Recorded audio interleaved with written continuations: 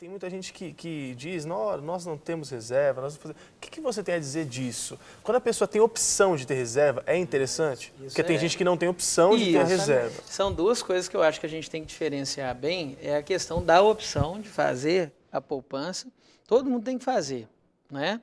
Mas às vezes a renda é tão baixa que não dá para fazer poupança. E durante um período você vai conviver com isso. É importante verificar se há possibilidade de outras rendas, né? Hoje em dia, por exemplo, a gente tem nas comunidades das igrejas algumas pessoas que no final do culto vendem algum produto, vendem o brigadeiro, vendem... Vamos verificar a possibilidade, se o padrão de renda é muito baixo, a própria comunidade pode abençoar as pessoas.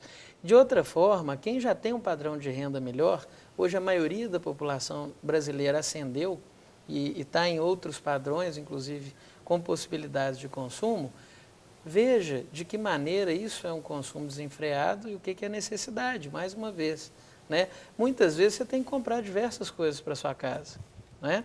E por outro lado, eu aprendi isso com o meu pastor, a gente tem que deixar uma coisa muito clara, o nosso dinheiro é para abençoar vidas, né? Então, a gente tem que ter uma reservinha, porque às vezes você está com o seu carro, parou no posto de gasolina e Deus te manda dar um trocado a mais para o frentista. Que tal reservar um dinheirinho para isso? Já me aconteceu uma vez saindo de uma drogaria e um pessoal que cata papel reciclável e Deus me tocou, e eu fui. E aí foi mais sério, eu voltei com o carro e passei o recurso que Deus falou. Como a gente é abençoado através disso? E como esse recurso não é que, vamos deixar claro, fazendo isso você não vai ter multiplicação, não. A conta com Deus não é desse jeito. Exatamente. Mas se você tem o coração puro e coloca esse dinheiro nas mãos do Senhor, a gente tem o que a questão de mordomia, de utilizar bem o que o Senhor tem dado. Você está falando uma coisa interessante, que é o que eu tenho aprendido nos últimos tempos da minha vida com o Senhor, é que muitas pessoas, inclusive aí falando já para uma população cristã evangélica, né, criou essa ideia da troca da barganha com Deus, eu estou dando meu dízimo e minha oferta, então o senhor tem que responder 10 vezes mais, 30, 50, 100 vezes mais daquilo que eu estou dando, né? E muitas vezes as pessoas esquecem que Deus é dono dos 100% daquilo que você tem, não só dos 10%, dos 20%, é dono de tudo. Agora, Deus, Ele quer ver, não é a quantidade de zeros que tem na sua nota ou no seu cheque, mas é como é que você administra isso para o reino de Deus. E o que você falou é muito importante, porque às vezes tem um irmão do seu lado, que senta do seu lado no banco da igreja, passando dificuldade, e você está querendo ficar trocando de celular para lá e para cá, trocando de carro desnecessariamente, e o irmão está passando dificuldade. E Deus está dizendo assim, olha para o irmão, abençoa o irmão, dá para ele R$1.000, dá para ele R$500, dá para ele R$100, dá para ele R$10, porque ele não tem que comprar pão amanhã. Às vezes não tem dinheiro para ir na igreja. Ou para voltar para casa, ele teve para vir e não tem para voltar. E aí a gente está tão preso naquele desejo consumista egoísta e esquece. Eu acho que esse é o principal problema hoje. As pessoas... a gente tem que parar com essa história na igreja de quem tem carro importado é abençoado. E quem não Muitas tem, vezes ele está com uma dívida enorme, a gente não sabe disso. E às vezes fala, o cara... olha que irmão não, legal, e às vezes o cara, tem isso, o cara tem carro aquilo. importado e está cheio de doença, está cheio de problema, o casamento está acabando. Não é? Então a gente tem que fazer algumas discussões com mais profundidade em relação a essa questão financeira, até para a gente abençoar. Mas é importante outras você falar isso mesmo, principalmente da perspectiva do economista, né? Porque existe uma mentalidade muito grande hoje, principalmente nessa mentalidade neopentecostal, né? Onde o crente só é abençoado se ele tiver sobrando. Mas peraí, não é sempre assim. Né? Se você olha para a história do povo de Israel, o povo de Israel não tinha dinheiro sobrando o tempo todo, era um povo abençoado, mas... eles tinham um básico, né? No momento do maná, por exemplo, era a comida do dia. Isso. Era do dia, não era nem para o dia seguinte. Só uma vez por semana que Deus dava o do dia seguinte, porque era sábado.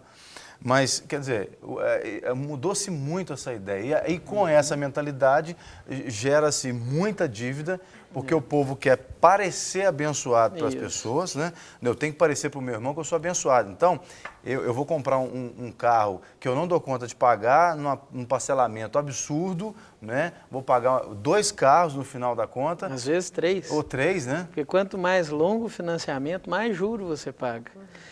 Por isso que eu toquei no ponto de ser um problema de caráter, às vezes. Pode ser.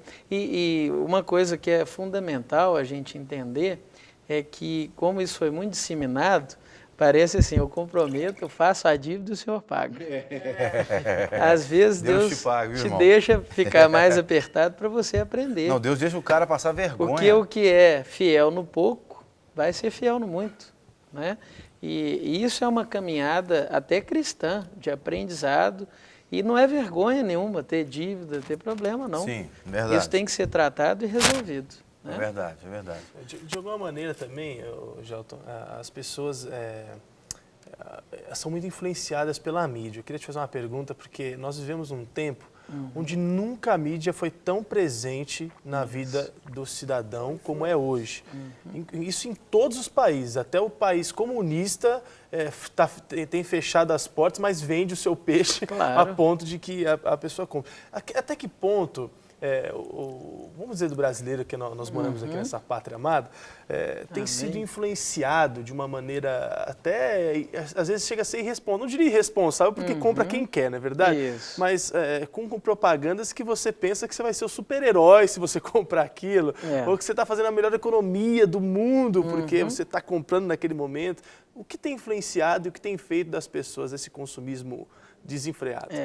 Aí tem dois fatores. Um fator que é o fator governamental, né? Nós vivemos uma crise mundial hoje. E para manter o nível de desemprego baixo como a gente está, a gente tem que absorver esses produtos que são feitos aqui, né? Então, existe uma política governamental, inclusive eu acho muito importante, de financiamento, de redução de juros via os bancos públicos, de uma disputa maior de mercado para melhorar algumas condições. Agora, por outro lado, algumas questões eu acho que são passíveis até de regulação, e a gente viu algumas evoluções. Por exemplo, por que sempre, durante os desenhos infantis, naquele horário da manhã, a televisão passava uma série de produtos que vão gerar problema para a criança? Aqueles biscoitos sempre engordam, coisas que vão gerar problema, ou aquela determinada marca de sanduíche, enfim, tem todo um arcabouço aí para fazer da sua criança um escravo do consumo. E aí o papel do pai de educar. E essa criança vai ser um adulto consumista, inclusive. Além disso, um outro problema, né? Porque muitas vezes, como os pais, alguns hábitos no supermercado, por exemplo, vão comprometer muita renda, né? Algumas estatísticas que eu trouxe aqui, 54% das pessoas não levam lista de compra, 53% gastam mais do que pretendiam, 60% costumam ir acompanhados dos filhos menores. Esse 60% obviamente, você vai perceber que no supermercado as gôndolas estão dispostas e a criança está na altura certinha de pegar o produto e colocar. Geralmente é chocolate, doce, biscoito, tudo na altura deles. Né? 75% das pessoas vão passar por todos os corredores. Então, se ele não fez a lista e vai passar por todos os corredores, a conta no final vai ser maior.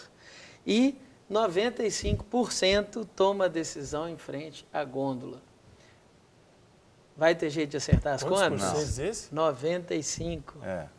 Então, se eu tenho uma lista, e se eu sei, eu pesquisei, hoje a gente tem isso tudo na internet, a gente sabe quais supermercados, onde você pode ter os preços mais baratos, para a gente pesquisar, né?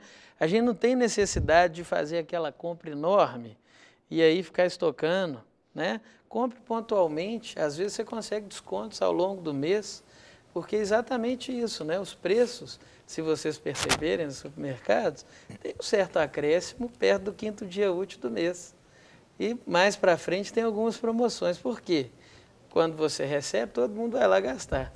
Né? E aí o cara faz a compra do mês, aquele preço mais alto. Depois as coisas vão equilibrando. Né? Perceber a sazonalidade dos alimentos.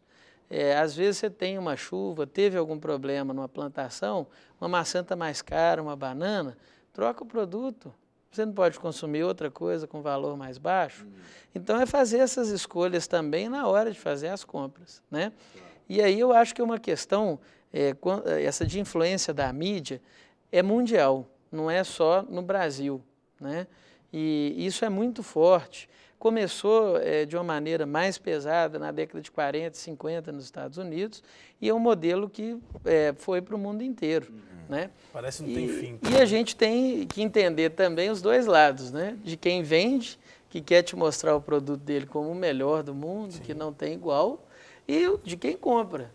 Será que esse é o melhor mesmo?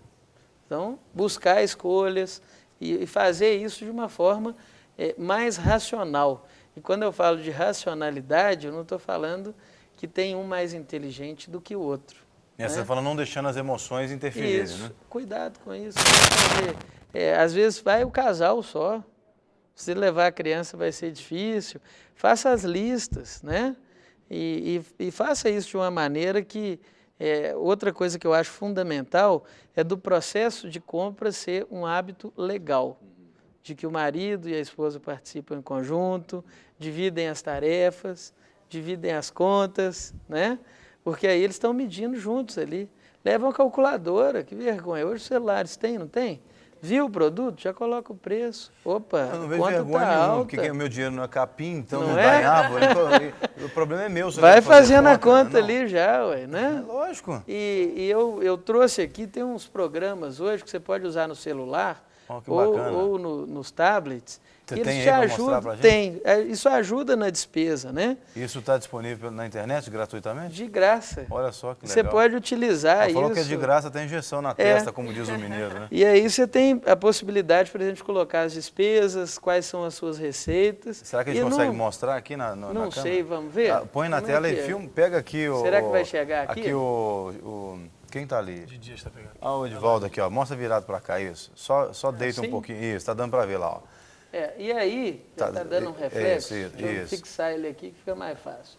E você tem receitas e despesas. Para que eu vou acessar o banco toda hora para saber saldo e às vezes pagar mais por isso? Se eu posso colocar aqui o meu salário e ir anotando essas despesas ao longo do dia e eu tenho saldo atualizado. Você até colocou alguns valores, a taxa vermelha está representando a renda familiar, parece, não é isso? Isso. Aqui, na verdade, deixa eu pegar aqui o programinha, tem as despesas, receita e saldo atualizado. Certo. Como eu joguei uma despesa familiar aqui, por exemplo, uma compra de R$250, a taxa vermelha. ele já está entre parênteses, porque isso na economia é um sinal de negativo. Entendi. Porque eu não fiz nenhum acréscimo de receita. Entendi. Então você pode fazer esse equilíbrio. E esse programinha, por exemplo, que é gratuito, ele tem a classificação das despesas. Entendi. Para eu saber o que eu estou gastando com família, o que é gasto pessoal. Esse, por exemplo, aí, ele está disponível no Google, por exemplo. Digitou lá. Despesas. Despesas. Qualquer chama Android, despesas, iPhone, tudo. você encontra. Bacana. E aí você já pode fazer isso de uma maneira tranquila. Quem não tem iPad, quem não tem iPhone, como eu, por exemplo, pode fazer na caneta e no papel, Na né? mão. Na mão, É muito simples. Bota no Excel. Você coloca no Excel. Uma coisa que eu acho importante é o seguinte: não deixe para segunda-feira para fazer o planejamento financeiro, né? Porque a gente tem esse hábito da dieta, na segunda eu começo. Não precisa, Aliás, comece hoje. Esse é um hábito nosso, assim, até lembro muito, essa época de final de ano, é muito comum a gente ver promoções, pague só o ano que vem, comece a pagar só em janeiro, isso enche os olhos dos brasileiros, acho que é cultural a gente querer deixar tudo para depois. Então, quando vê, conta para depois, então aí que eu quero comprar mesmo. Esse exemplo é o melhor, porque não existe empresário gente boa, todo mundo quer lucro. Então, ou ele está aumentando no preço, ou ele pode estar colocando um juro embutido durante esses meses até o fim do ano. Você vai pagar só em março, mas esse juro aí já está embutido no preço. Ou no preço do produto, ou no financiamento.